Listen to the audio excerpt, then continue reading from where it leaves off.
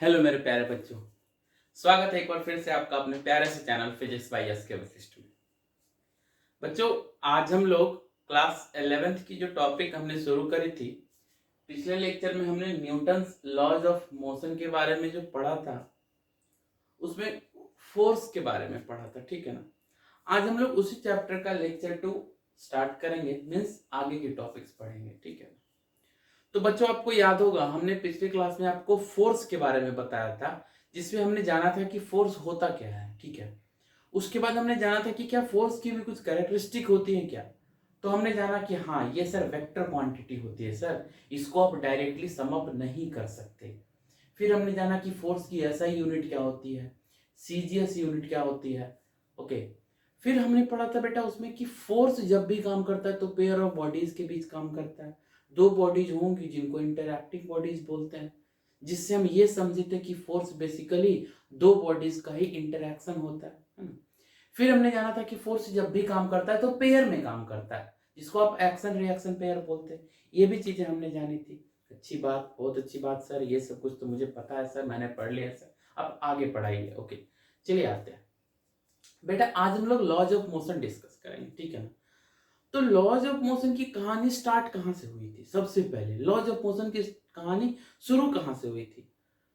तो एक तो हम लोग जानते हैं कि सर न्यूटन के द्वारा प्रपोजल गिवन था, दिया गया था, और इसका जिक्र उन्होंने अपनी बुक में करा था। उस बुक में उन्होंने न्यूटन्स लॉज ऑफ मोशन का जिक्र करा था, है ना। अब सवाल ये आता है कि सर सबसे पहले इसके बारे में मैंने एक नाम लिखा है एरिस्टोटल, है ना। तो एरिस्टोटल ने इसका ऑब्जर्वेशन किया था। बेसिकली देखो, होता क्या है कि कोई भी लॉ या कोई भी प्रिंसिपल आपको नेचर से बेटा कब मिलता है? जब आप नेचर को ऑब्जर्व करते हो। ठीक है ना। और नेचर को ऑब्जर्व करते हैं तभी आप किसी कंक्लूजन पे पहुंच जाते हैं। आप देखते हो कि नेचर कैसे बिहेव कर रहा है, in fact how does the nature behaves, इसके बेसिस पे आप कुछ नई नई थ्योरीज निकालते हैं। ठीक है ना। हम क्या मतलब कोई भी फिजिसिस्ट, ठीक है ना, नए नए कंक्लूजन पे पहुंचते हैं नेचर के बिहेवियर के बेसिस पे। ठीक है ना। चाहे वो रिफ्लेक्शन की बात की जाए, रिफ्रैक्शन की बात की जाए, लॉज ऑफ मोशन की बात की जाए, ठीक है ना, आर्किमिडीज प्रिंसिपल की बात की जाए। ठीक है। तो ये सारी चीजें हम लोग नेचर को ऑब्जर्व करके किसी भी निष्कर्ष पे पहुंचते हैं। तो सबसे पहले एरिस्टोटल ने मोशन को ऑब्जर्व करके लॉज ऑफ मोशन की कुछ जानकारी दी थी बेसिकली। ठीक है ना। तो उनका ऑब्जर्वेशन क्या था बाबू? जैसे देखिए, मान ले उनका कहना यह था कि कोई भी बॉडी मूव करती है कब? जब उस पर फोर्स लगाया जाए। जब किसी भी बॉडी पे आप फोर्स लगाते हो तो वो मूव करती है। सबसे पहले कि whenever you apply the force on any body it moves. कोई बड़ी बात नहीं है, सही ऑब्जर्वेशन था उनका। लेकिन उनका कहना क्या था कि as you stop the force applied by, जैसे आप अपना फोर्स बंद कर देते हो ना, द बॉडी गेट्स स्टॉप। ये भी सर, ये भी तो सही है। मान लिया किसी बॉल को मैं रोल करूं तो थोड़ी देर बाद क्या होता है? बॉल खुद ब खुद रुक जाता है। क्यों? क्योंकि सर आपने रोल तो कर दिया था, लेकिन आपका फोर्स जैसे ही उस पर से हटा, means as your force stops acting the ball comes to rest finally. हाँ सर, अच्छी बात। इसका मतलब अरिस्टोटल का कहना क्या था? उनका क्या कहना था कि पहला कहना तो ये था कि सर जब भी किसी बॉडी पे आप फोर्स लगाते हो द बॉडी मूव्स। ओके। और दूसरी बात उन्होंने क्या कही थी? दूसरी बात उन्होंने कही थी कि जब भी किसी बॉडी पे लग रहा फोर्स काम करना बंद करता है द बॉडी स्टॉप्स। देखिए ध्यान से, फोर्स लगाया, बॉडी मूव कर रही है, जैसे आप अपना फोर्स हटाते हो बॉडी स्टॉप कर जाती है, मीन्स रुक जाती है। ये किसका कहना था? एरिस्टोटल का, उनके ऑब्जर्वेशन पे। एग्जाम्पल आपके सामने मैंने रखा आपको कि whenever you roll a ball what happens after some time the ball stops. लेकिन एरिस्टोटल का कहना यह था बाबू कि जो बॉल रुकता है वो खुद ब खुद रुकता है, वो बॉल की अपनी प्रॉपर्टी है। ठीक है ना। वो अपनी प्रॉपर्टी है बॉल की, दैट इट स्टॉप्स। समझ रहे बात को? लेकिन वास्तविकता क्या है आपको भी पता है कि सर वो तो फ्रिक्शन की वजह से रुका। ठीक है ना। तो देखिए, एरिस्टोटल का ऑब्जर्वेशन बिल्कुल अप्रिशिएटेबल था। ठीक है ना। उनको आप अप्रिशिएट कर सकते हो, at least he tried to relate the things. Observe कर, उन्होंने सही चीज तो बताई कि जब भी किसी बॉडी पे फोर्स लगाते हो मूव करता है, सही था। लेकिन जो दूसरी बात उन्होंने बताने की कोशिश करी वो सिग्निफिकेंट नहीं हो सका, नहीं जस्टिफाई हो सका। क्यों? क्योंकि सर उन्होंने बोल दिया था कि बॉल स्टॉप जो करता है वो उसकी अपनी प्रॉपर्टी है। ठीक है ना। बॉल खुद ब खुद रुक जाता है। ठीक है ना। लेकिन खुद नहीं रुकता, बॉल रुकता है क्योंकि उस पे एक एडिशनल फोर्स काम कर रहा होता है, मीन्स एक एक्सटर्नल फोर्स काम कर रहा होता है। जब मैंने अपना फोर्स बंद कर दिया तो एक दूसरा फोर्स उस पे काम कर रहा होता है, कौन?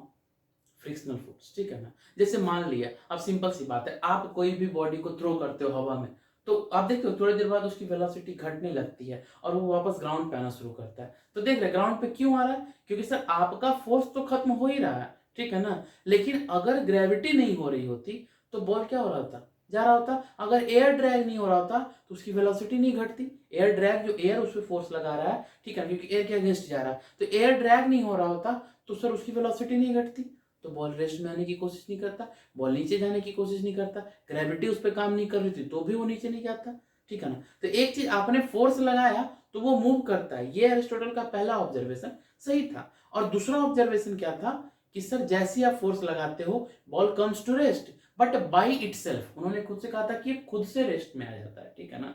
जब तक इस पे फोर्स लग रहा है तब तक ये मोशन में है, जैसे आप फोर्स हटाते हो इट कम्स टू रेस्ट। ये उनका सेकंड ऑब्जर्वेशन था जो कि इनजस्टिफाइड था, ठीक है ना। बट ये अप्रिसिएशन के हकदार हैं क्योंकि he tried to relate, he tried to observe the motion and put his theory regarding the laws of motion, ठीक है ना। इसके बाद एंट्री होती है गैलीलियो की, है ना। उसके बाद एंट्री होती है किनकी? गैलीलियो साहब की। इन्होंने तो सही ऑब्जर्व करा था, ठीक है ना, इनका एफर्ट काफी जस्टिफाइड भी था, ठीक है ना। एरिस्टोटल ने तो सिंपली ये बता दिया कि इफ अ बॉडी मूव्स तो ये इसकी प्रॉपर्टी है कि it will come to rest, ठीक है ना, बाय इटसेल्फ, ये खुद से रेस्ट में आ जाएगा। एरिस्टोटल ने कुछ ऐसे स्टडी करी थी, ठीक है ना। लेकिन जहां तक बात की जाए अगर गैलीलियो की, तो देखो गैलीलियो ने क्या स्टडी करा था वो हम देखते हैं, वो आपको समझाते हैं। उन्होंने क्या करा, बॉडीज के मोशन को तीन तरीके से ऑब्जर्व करने की कोशिश करी, ठीक है ना।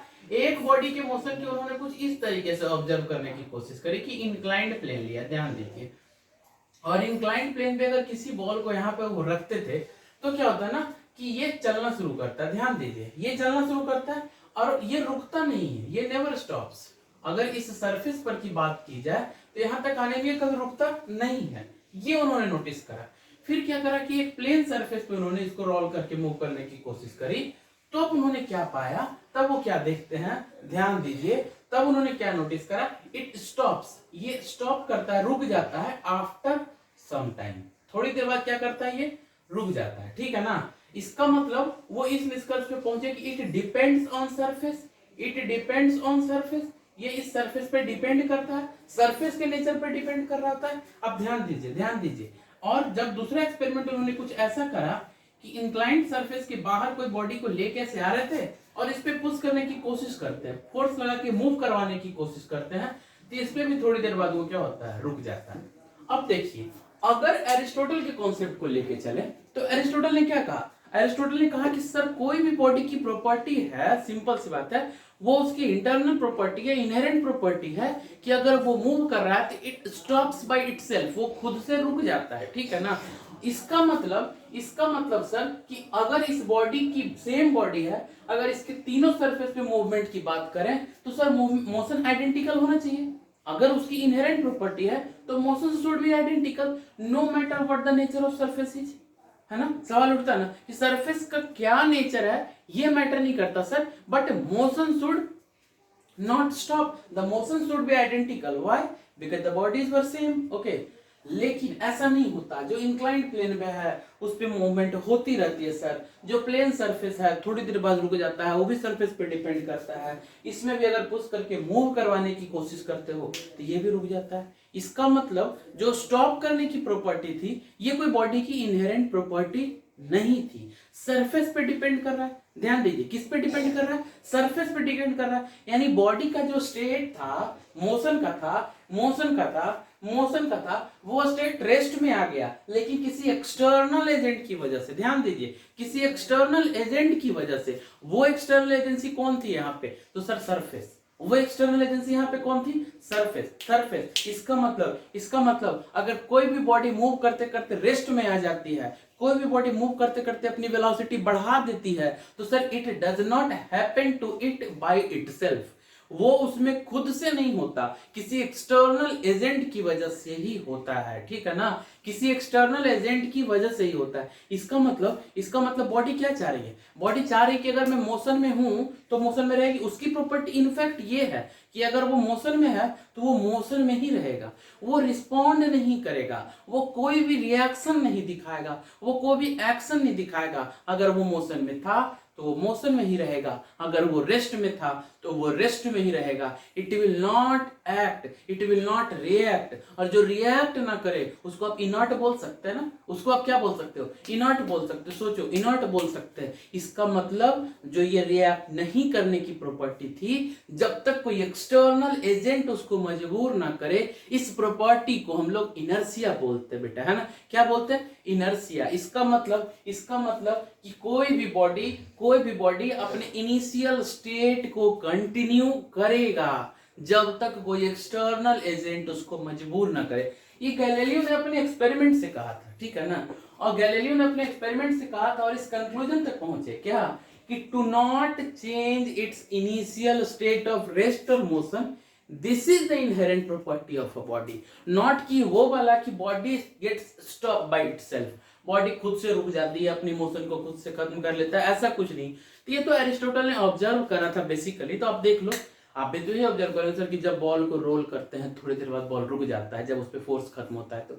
तो आपका फोर्स खत्म हो गया था, लेकिन एक फोर्स उस पर और काम कर रहा था विच मेक्स इट स्टॉप, है ना। कौन, फ्रिक्शन। तो वो ऑब्जर्वेशन उनका सही था, ठीक है ना। लेकिन वो स्टेटमेंट जो उन्होंने दिया था वो इनजस्टिफाइड हुआ, चलिए कोई नहीं, बट क्वाइट अप्रिशिएटेबल कि उन्होंने ऑब्जर्व करा था।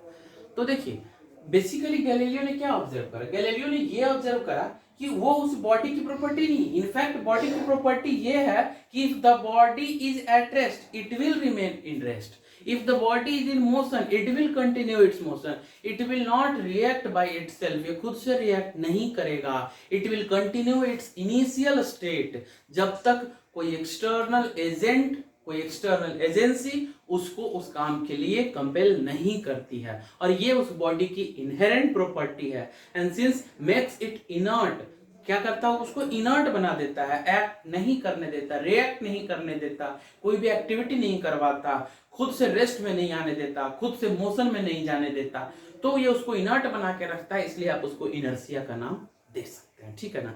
तो जो गैलीलियो ने मोशन को ऑब्जर्व करा वो एक नए कॉन्सेप्ट तक पहुंचे थे जिसको हम लोग इनर्शिया का नाम देते हैं। ये भी बॉडी की ही प्रॉपर्टी है जो लॉ ऑफ इनर्शिया कहलाती है, ठीक है ना। इसको हम लोग लॉ ऑफ इनर्शिया बोलते हैं, जिसके बारे में हम लोग पढ़ेंगे जब Newton first law of motion पढ़ लेंगे तब, क्योंकि फर्स्ट लॉ को ही लॉ ऑफ इनर्शिया भी कह सकते हैं, ठीक है ना।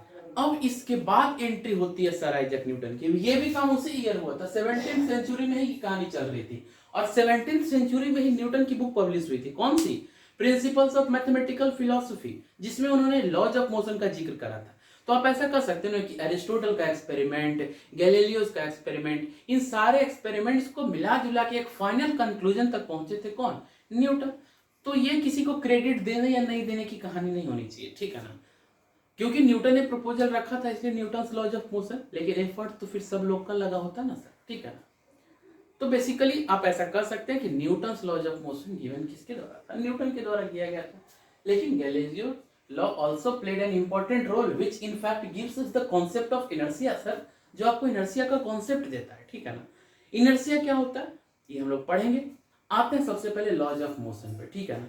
लॉज ऑफ मोशन हुआ क्या, तो नाम से ही पता लग रहा है कि बेसिकली किसी भी बॉडी पे, अभी देखो काइनेमेटिक्स हमने क्या पढ़ा, काइनेमेटिक्स में हमने पढ़ा कि बॉडी मूव करती है सर, उसकी वेलोसिटी घटती है, उसकी वेलोसिटी बढ़ती है, उसको एक्सेलरेट करते हैं, उसको डिसेलरेट करते हैं, वो कोई डिस्टेंस कवर करता है, वो कोई डिस्प्लेसमेंट ट्रैवर्स करता है। लेकिन ये सारी चीजें हो किसकी वजह से रही है, तो फोर्स की वजह से ना। इन्फ्लुएंस किसका है, फोर्स का है। कोई भी बॉडी मूव करती है तो फोर्स लगाए होंगे, कोई भी बॉडी मूविंग बॉडी रेस्ट पे आती है जरूर कोई रेजिस्टिंग फोर्स लगा होगा, कोई भी बॉडी की वेलोसिटी बढ़ जाती है जरूर कोई फोर्स लग रहा होगा, ठीक है ना। और बाकी इफेक्ट तो फोर्स का आपको पता है कि सर शेप, साइज, पोजीशन वगैरह चेंज करता है, ठीक है ना। तो अब कोई भी बॉडी फोर्स लगा रहे हो तो उस बॉडी में मोशन होगा, लेकिन क्या वो बॉडी जिस पे फोर्स लगाई जा रही है और वो बॉडी जो उसके साथ इंटरैक्ट कर रहा है, क्या उन सारे चीजों के बीच कोई रिलेशन होता है क्या? जो मोशन बॉडी एग्जीक्यूट करती है फोर्स के बाद, क्या उस मोशन के लिए भी कुछ टर्म्स एंड कंडीशंस होते हैं क्या? क्या जो एक्सेलरेशन प्रोड्यूस होता है वो भी कुछ रूल्स को फॉलो करता है क्या? तो इन सारी चीज को माइंड में रखते हुए 3 सेट ऑफ रूल्स हम लोग पढ़ेंगे जिसको न्यूटन्स लॉज ऑफ मोशन बोलेंगे, और वो हर जगह आपको फिट बैठता दिखेगा, ठीक है ना? वो आपको दिखेगा, अरे सच में यहाँ पे तो Newton's third law of motion देखो काम कर रहा है, ये देखो Newton second law of motion की वजह से। आप ऐसा कर सकते हैं, कहीं भी फोर्स लगे तो आपको ऐसा नहीं दिखेगा कि न्यूटन्स लॉ वहां पे ओबे नहीं हो रहा है, ठीक है ना? तो जो न्यूटन्स लॉज ऑफ मोशन बेटा हम लोग पढ़ेंगे वो बेसिकली डील क्या करता है? तो sir it deals with, it gives the idea that how a body reacts with the force. कोई भी बॉडी फोर्स के इन्फ्लुएंस में आने के बाद कैसे रिएक्ट करती है, ठीक है ना? ये चीज हम लोग ऑब्जर्व करेंगे, न्यूटन्स लॉज ऑफ मोशन पढ़ेंगे, ठीक है ना? चलिए आते हैं सबसे पहले न्यूटन्स लॉज ऑफ मोशन के पहले लॉ पे, जिसको हम लोग फर्स्ट लॉ ऑफ मोशन बोलेंगे और इनर्शिया भी बोलेंगे। क्या बोलेंगे? फर्स्ट लॉ ऑफ मोशन और इनर्शिया भी बोलेंगे, ठीक है ना? फर्स्ट लॉ ऑफ मोशन और इनर्शिया, इसको लॉ ऑफ इनर्शिया भी बोलते हैं बेटा, इसको लॉ ऑफ इनर्शिया भी बोलते हैं, है ना?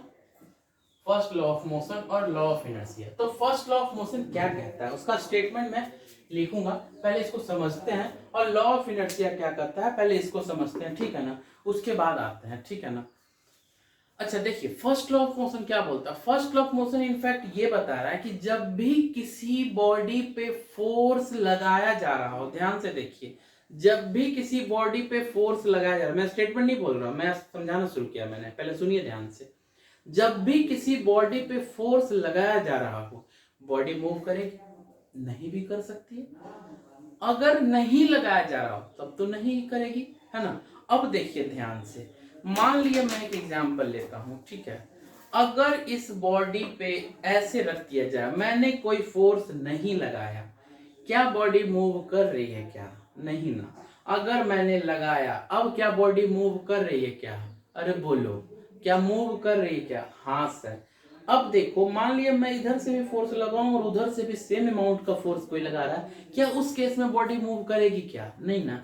तो सर इस केस में क्यों मूव की? तो सर इसमें अनबैलेंस्ड फोर्स लग रहा है। और उस केस में क्यों मूव नहीं कर रहा था? तो सर क्योंकि उसमें बैलेंस्ड फोर्स लग रहा है। इसका मतलब किसी भी बॉडी में मूवमेंट हो रहा हो, मतलब किसी भी बॉडी में एक्सेलरेशन प्रोड्यूस हो रहा हो, कब होगा? जब उस पर कोई अनबैलेंस्ड फोर्स लग रहा होगा। अगर उस पर बैलेंस्ड फोर्स लग रहा है तब बॉडी अनएक्सेलरेटेड रहेगी, मतलब बॉडी के स्टेट में कोई चेंज नहीं आता जब तक उस पे अनबैलेंस्ड फोर्स नहीं लगता है। ध्यान दीजिए सर, अगर इस बॉडी पे इधर से और इधर से सेम अमाउंट का फोर्स लगे तो क्या सर वो बैलेंस्ड फोर्स का केस होगा सर? हाँ सर। क्या उस केस में बॉडी मूव करेगी क्या? नहीं सर। तो क्या उस केस में नेट फोर्स जीरो है क्या? हाँ सर। इसका मतलब जब नेट फोर्स जीरो हो तो बॉडी की नेट एक्सेलरेशन भी क्या होती है? जीरो होती है। ये तो मैथमेटिकली समझा हमने, लेकिन जनरल कॉन्सेप्ट क्या समझे कि कोई भी बॉडी अगर जब तक उस पर कोई एक्सटर्नल अनबैलेंस्ड फोर्स नहीं लगाया जाए, body will not change its initial state of rest और मोशन। जब तक उस बॉडी पे कोई एक्सटर्नल फोर्स नहीं लगाओगे, बॉडी अपना इनिशियल स्टेट, चाहे वो रेस्ट का हो चाहे वो मोशन का हो, अगर जीरो है, रेस्ट पे है और किसी वेलोसिटी v से मूव भी कर रहा है, तो इस पर अगर कोई अनबैलेंस्ड फोर्स लगना शुरू हो जाए तो चांसेस हैं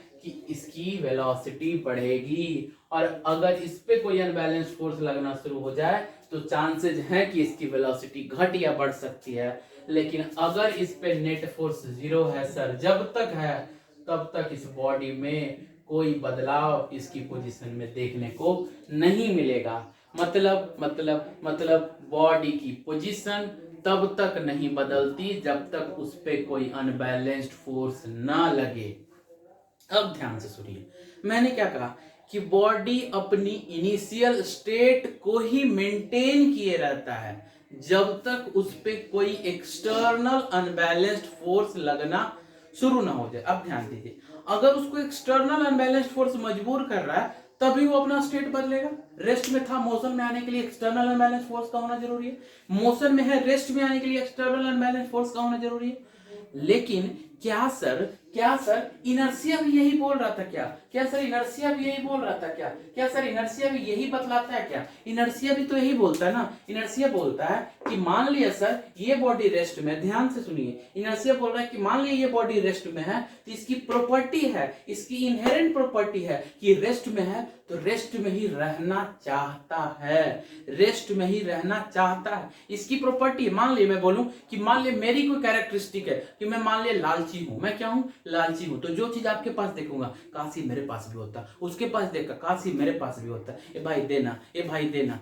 तो क्या हुआ, ये जो लालच वाली कैरेक्टरिस्टिक थी ये मुझे मजबूर कर रही है आपसे वो चीज मांगने के लिए, आपसे वो चीज मांगने के लिए। तो इसके पास जो इनर्शिया वाली प्रॉपर्टी थी ना, ये भी इसको मजबूर कर रही है कि बेटा अगर तू रेस्ट में है तो तू रेस्ट में ही रहो। अगर कोई एक्सटर्नल फोर्स आपको मजबूर करता है तभी पोजीशन बदलने की सोचना, तभी वेलोसिटी को बढ़ाने की सोचना, तभी वेलोसिटी को घटाने की सोचना। लेकिन अगर कोई एक्सटर्नल फोर्स आपको मजबूर नहीं कर रहा ना तो ये सब सोचना ही मत। मतलब इनर्शिया इसकी अपनी कैरेक्टरिस्टिक हुई, इनर्शिया इसकी अपनी प्रॉपर्टी हुई। क्या न्यूटन फर्स्ट लॉ क्या करा कि आप चेंज नहीं करेंगे। इनर्शिया क्या करा कि अरे ये तो मेरी प्रॉपर्टी है। ऑब्जेक्ट क्या करा ये मेरी कैरेक्टरिस्टिक है, आप क्या बताओगे? तो सर इसका मतलब न्यूटन फर्स्ट लॉ बोलो या उसको लॉ ऑफ इनर्शिया बोल दो, बात तो बराबर है ना। क्या न्यूटन फर्स्ट लॉ इनर्शिया का कॉन्सेप्ट देता है? Yes sir. क्या आप ऐसा बोल सकते हैं कि इनर्शिया ही फर्स्ट लॉ का कॉन्सेप्ट देता है? बिल्कुल। यानी कोई भी बॉडी अगर फर्स्ट लॉ को ओबे कर रही है तो किसकी वजह से? इनर्शिया की वजह से। कोई भी बॉडी अगर न्यूटन फर्स्ट लॉ का पालन कर रही है तो इनर्शिया की वजह से। सिंपल सी बात है। मान ली मैं बहुत डिसिप्लिन हूं, ध्यान से देखिए, मैं बहुत डिसिप्लिन हूं, मैं क्लास में कोई भी इनोसेंस क्रिएट नहीं करता, मैं किसी को भी डिस्टर्ब नहीं करता, तो सर किस कैरेक्टरिस्टिक की वजह से? अब मान ले, देखो क्लास में रूल बन जाए कि कोई भी बच्चा क्लास में डिस्टर्बेंस क्रिएट नहीं करेगा, तो वो जो रूल है वो मैं फॉलो कर रहा हूं किसकी वजह से? Because I am a disciplined student. ध्यान से सुनिए, इसके पास अपनी प्रॉपर्टी इनर्शिया। और लॉ ऑफ मोशन क्या बोल दिया कि बेटा अगर तेरे पे अनबैलेंस्ड फोर्स लग रहा हो तभी मूव करियो, अगर बैलेंस फोर्स लग रहा है तो मूव नहीं करियो। ये लॉ है, ठीक है ना, ये नियम है, ठीक है ना। देखिए तो ये फॉलोड होना चाहिए, यानी जो लॉ बना, जो कानून बना, उसको बॉडी ओबे कर रही है किसकी वजह से? सर इनर्शिया की वजह से। अगर इसमें इनर्शिया वाली प्रॉपर्टी नहीं होती तो क्या मतलब न्यूटन फर्स्ट लॉ क्या कहता है? लेकिन बॉडी के पास इनर्शिया वाली कैरेक्टरिस्टिक है तभी न्यूटन फर्स्ट लॉ हो रहा है। मानते हो कि नहीं? अरे बोलो हाँ ना, बिल्कुल सही बात। यानी Newton first law of motion क्या बतला रहा है? Newton first law of motion क्या बतला रहा है कि बॉडी अगर रेस्ट में है तो रेस्ट में रहेगा, अगर मोशन में है तो मोशन में ही रहेगा, जब तक कोई एक्सटर्नल अनबैलेंस्ड फोर्स उसको मजबूर ना करे, है ना। इनर्शिया भी यही बतलाता है कि हम रेस्ट में हैं और रेस्ट में ही रहना चाहते हैं। तो न्यूटन फर्स्ट लॉ का स्टेटमेंट क्या हो गया कि body remains in its initial state of rest और ऑफ मोशन। अ बॉडी, लिखिए मैं लिख देता हूं, हाँ सर, तो हमने लिख दिया। हमने क्या लिखा? फर्स्ट लॉ ऑफ मोशन क्या बोलता है कि a body remains in its initial state of rest और of uniform motion until and unless an external unbalanced force is applied on it। जब तक इस पे कोई एक्सटर्नल अनबैलेंस्ड फोर्स नहीं लगाया जाए बॉडी क्या रहेगी? अपनी इनिशियल स्टेट में रहेगी। अगर वो स्टेट रेस्ट का है तो रेस्ट में रहेंगे, अगर वो यूनिफॉर्म मोशन का है तो यूनिफॉर्म मोशन में रहेंगे। सर नॉन यूनिफॉर्म, अरे नॉन यूनिफॉर्म में तब तो फोर्स काम ही कर रहा है, उस पर अनबैलेंस्ड ही काम कर रहा है ना। अब उस स्टेट को वो मेंटेन कर रहेगा, ठीक है ना। अब इसको आप ऐसे भी देख सकते हैं कि कोई भी बॉडी अगर नेट फोर्स जीरो है, उस पे नेट फोर्स की मैग्नीट्यूड जीरो है तो नेट एक्सेलरेशन भी क्या होगा? तो साफ जीरो होगा। नेट एक्सेलरेशन भी क्या होगा? जीरो होगा। अच्छी बात। अब मैंने आपको क्या कहा? मैंने कहा कि सर यही लॉ मुझे इनर्शिया का कॉन्सेप्ट देता है या इनर्शिया की याद दिलाता है। तो बिल्कुल सही बात। इनर्शिया क्या है? तो sir inertia it is an inherent property of a body, it is an inherent property of a body which compels it, ध्यान से दीजिए, it is an inherent property of a body which compels it to not change its initial state of rest or of uniform motion until and unless an external unbalanced force is applied on it। okay, चलिए should I write the definition? okay, लिखता हूं। हाँ, तो ये रहा inertia का definition आपके screen पे। क्या कहता है इनर्शिया? कि सर इनर्शिया एक प्रॉपर्टी है किसी भी बॉडी की, it is an inherent property of a body which compels it, जो मजबूर करती है कि बेटा आपको अपना डायरेक्शन, आपको अपना इनिशियल स्टेट चेंज नहीं करना है जब तक मैं आप पे कोई, या जब तक कोई एक्सटर्नल एजेंट आप पे कोई अनबैलेंस्ड फोर्स लगाना शुरू न कर दे। अच्छी बात, वेरी गुड सर। ठीक है, ये काम तो हो गया। क्या इनर्शिया में भी कुछ टाइप्स होने चाहिए? क्या इनर्शिया में भी कुछ टाइप्स होने चाहिए? हाँ, वेरियस टाइप्स का होना चाहिए। जैसे देखिए, मान लिया कोई भी बॉडी रेस्ट में है, ध्यान से देखिए, तो ये क्या कहेगा कि मैं रेस्ट में हूं और रेस्ट में रहना चाहता हूं। तो इसकी जो एक प्रॉपर्टी हुई वो इसको रेस्ट में ही रहने को कंपेल कर रही है, और अगर ये मूव कर रहा होता तो यहाँ पे एक इनर्शिया जो इसको मोशन में ही रहने के लिए कर रही है। तो दो टाइप का इनर्शिया तो आपको ऑटोमेटिकली दिख गया कि एक इनर्शिया जो बॉडी को initial state of rest maintain करने को कहे, और एक इनर्शिया वो जो इसको इनिशियल स्टेट ऑफ मोशन को ये कंटेन करने के लिए कहे। जैसे देखिए, कंटिन्यू करने के लिए मान लिया ये बॉडी रेस्ट में है सर, ठीक है। अब देखो ध्यान से, ये रेस्ट में है तो तब तक रेस्ट में रहेगी जब तक मैं इस पे अनबैलेंस फोर्स लगाना शुरू ना कर दूं, और ये अगर मोशन में है तो तब तक मोशन में रहेगा जब तक इस पे कोई एक्सटर्नल अनबैलेंस फोर्स इसको रोक ना दे, है ना। तो देखिए, वो इनर्शिया वाली प्रॉपर्टी जो किसी बॉडी को रेस्ट वाला स्टेट कंटिन्यू करने को कहता हो, इनर्शिया ऑफ रेस्ट कहलाएगा। और वो इनर्शिया वाली प्रॉपर्टी जो इसको initial state of motion continue करने के लिए कहे, या इनिशियल स्टेट ऑफ मोशन को कंटिन्यू करता है, जिसकी वजह से वो इनर्शिया जो है सो इनर्शिया ऑफ मोशन कहलाती है। कुछ एग्जांपल्स लेंगे हम लोग और अच्छे से समझेंगे। जैसे देखिए, और एक होता है बाबू इनर्शिया ऑफ डायरेक्शन, जिसकी वजह से आप अपना इनिशियल डायरेक्शन, मान लिया मूव कर रहे थे किसी पर्टिकुलर डायरेक्शन में, और वो डायरेक्शन आप चेंज ना कर रहे हो। क्यों? तो सर इनर्शिया ऑफ डायरेक्शन की वजह से मैं मजबूर हूं, ठीक है ना। जब तक कोई फोर्स नहीं लगेगा ना, मैं चेंज नहीं कर सकता। यही कारण है कि आपके प्रैक्टिकल लाइफ में कुछ केसेज ऐसे होते हैं जहां आप इनर्शिया की वजह से कभी कभी प्रभावित होते हैं। जैसे देखिए, मान लिया आप मूविंग बस में खड़े हो, ध्यान दीजिए, आपको याद होगा जब आप मूविंग चलती बस में खड़े होते हैं, अचानक ब्रेक लगता है, तो आप एक फॉरवर्ड जर्क फील करते हैं, है ना। करते हो ना, वेरी गुड। और जब चलती बस अचानक रुकी हुई हो और अचानक से बस खुल जाती है ना, तो आप एक बैकवर्ड जर्क फील करते हैं कि नहीं। और जब सीट पे आप बैठे होते हैं और जब टर्निंग पे कभी किसी मोड़ पे आप गुजर रहे होते हैं ना, तो आप देखते हैं जो बगल में पैसेंजर बैठा होता है आप उसकी तरफ ऐसे झुक जाते हैं। क्यों सर? इनर्शिया ऑफ डायरेक्शन, है ना। क्यों होता है ऐसा? सो देखिए, तो होता क्या बेटा, देखिए जब आप मूविंग बस में ऐसे खड़े थे ना, तो ये बस का लोअर हाफ, है ना, बस का लोअर हाफ नहीं, बस का सरफेस, और ये आप खड़े हैं, ठीक है ना। ध्यान दीजिए, बस का सरफेस, ये आप खड़े, आपका जो लोअर हाफ था वो बॉडी के डायरेक्ट कांटेक्ट में था। किसके बॉडी के? बस के सरफेस की बॉडी के डायरेक्ट कांटेक्ट में था। As the brakes were applied, जैसी ब्रेक लगा, the lower half of your body, आपके बॉडी का जो लोअर हाफ था वो डायरेक्ट कांटेक्ट में होने की वजह से एकाएक रेस्ट में आ गया। एकाएक क्या आ गया? रेस्ट में आ गया। लेकिन आपकी बॉडी का जो अपर हाफ था ना, वो इनर्शिया ऑफ मोशन की वजह से क्या चाहता है? आगे बढ़ते रहना चाहता है, मोशन में ही रहना चाहता है। तो सोचिए, अगर आपके शरीर पे हाफ पार्ट जो डायरेक्ट कांटेक्ट में था gets stopped suddenly, but inertia of motion की वजह से it still wants to continue its motion, what do you think to happen? It will bend forward. Okay, अब जब अचानक से ब्रेक्स लगते हैं तो देखिए क्या हुआ, लोअर हाफ डायरेक्ट कांटेक्ट में, तो क्या हुआ सर? ब्रेक्स लगा, lower half gets stopped suddenly, but inertia of किसकी वजह से? ब्रेक्स लगे। तो मैंने क्या कहा, अचानक से ब्रेक्स अप्लाइड होते हैं। सॉरी, फर्स्ट केस में मैंने आपको क्या कहा कि जब मूविंग बस में आप थे, डायरेक्ट ब्रेक अप्लाइड होता है, फॉरवर्ड जब फील करते हैं क्योंकि आप मोशन में रहना चाहते हैं। सेकंड केस में आप कि जब बस अचानक से बढ़ती है, तो आप तो ये सरफेस के साथ कांटेक्ट में थे, तो आपका लोअर हाफ रेस्ट में था। जैसी मूवमेंट शुरू होती है तो लोअर हाफ मूव करना चाहता है, लेकिन इनर्शिया ऑफ रेस्ट की वजह से अपर हाफ चाहता है कि मैं अपनी पोजीशन पे रहूं। तो आपका लोअर हाफ अगर आगे बढ़ेगा और आप उसी पोजीशन पे रहेंगे तो you will feel a backward jerk. जैसे पहले केस में इस पे ब्रेक्स लग गई थी तो ये रेस्ट में आ जाता है, लेकिन ये चाहता है कि मैं आगे बढ़ूं, तो ये रुक जाता है, ये बढ़ना चाहता है, इसलिए बंदा झुक जाता है। ये सेकंड केस में क्या होता है कि सर ये मूव करना शुरू करता है, ये रुकना चाहता है, इसलिए झुक जाता है। तो this is the reason that in the first case body feels a forward jerk and in the second case body feels a backward jerk due to inertia of rest and inertia of motion respectively. Is that clear? Third case जो direction की बात मैं कर रहा हूं, तो जब बस टर्न कर रही होती है तो सेम थिंग वही, जो लोअर हाफ का कांटेक्ट था आपका वो बस के डायरेक्ट कांटेक्ट में था और उसके डायरेक्शन में चेंज आता है, लेकिन जो अपर हाफ था वो उसी डायरेक्शन को मेंटेन करना चाहता है जो पहले था। इसकी वजह से आप टिल्ट करते हैं, आप झुकते हैं, ठीक है ना। तो ये कुछ कॉमन एग्जांपल्स हैं, और भी कुछ एग्जांपल्स है जो आपने बुक में पढ़ा होगा। एक वो कॉइन वाला एग्जांपल होता है कि ग्लास के ऊपर पोस्ट कार्ड रखो, पोस्ट कार्ड के ऊपर कॉइन रखो, and when you kick the post card slips only and the coin falls in the glass, है ना। ऐसा एक्सपेरिमेंट आपने देखा होगा, सारा इनर्शिया की वजह से ही है ना, ठीक है।